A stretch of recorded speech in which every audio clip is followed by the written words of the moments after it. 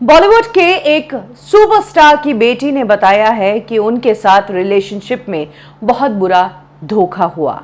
एक शख्स जिसके साथ वो रिलेशनशिप में थी, उसने उन्हें कचरे की तरह ट्रीट किया।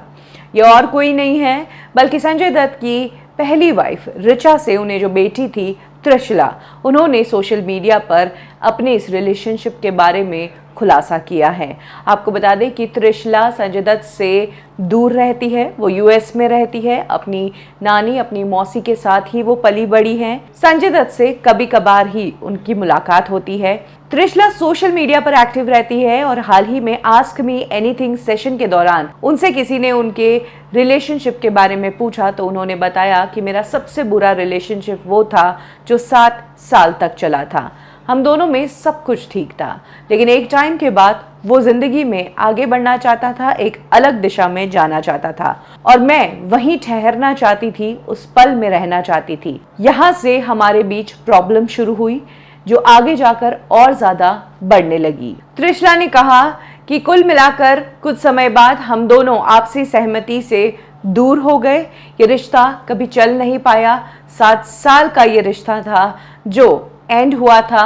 आज वो शख्स शादीशुदा है और उसके 2 बच्चे हैं।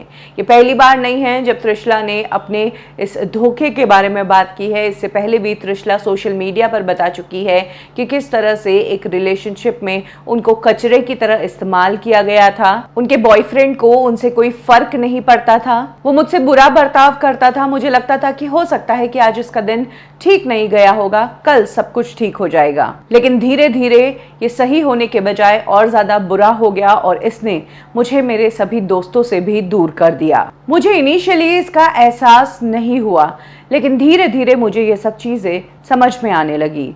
इनफैक्ट मैं कभी भी बाहर जाती थी और लौटकर घर आके जब मैसेज करती थी कि मैं घर पहुंच गई हूं, तो इस पर उसका अग्रेसिव रिप्लाई आता था कि ओ आज कोई घर देर से पहुंचा है। तो कुछ इस तरह से त्रिशला ने अपने इस टॉक्सिक रिलेशनशिप के बारे में खुलासा किया है। आपको बता दें कि त्रिशला एक और रिलेशनशिप में थी और उस बॉयफ्रेंड से उनको बेहद प्यार भी था, लेकिन उस बॉयफ्रेंड की अचानक से डेथ हो गई थी, जिससे उभरने के लिए त्रिशला को कई थेरेपीज और कंसल्टेंसी लेने की ज़रूरत पड़ी थी।